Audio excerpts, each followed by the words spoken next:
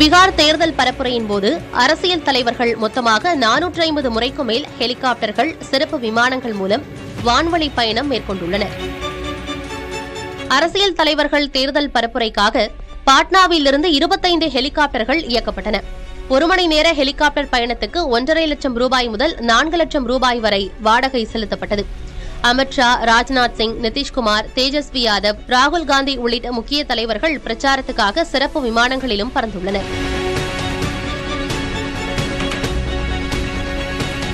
12 சிறப்பு விமானங்கள் இயக்கப்பட்ட நிலையில் இவற்றுக்கான வாடகை 1 மணி நேரத்திற்கு 4 லட்சம் ரூபாய் முதல் 9 லட்சம் ரூபாய் வரை ஆனதாக கூறப்படுகிறது. ஹெலிகாப்டர் மற்றும் விமான வாடகை காரணமாக கட்சிகளின் தேர்தல் செலவுகள் பல மடங்கு உயர்ந்துள்ளன.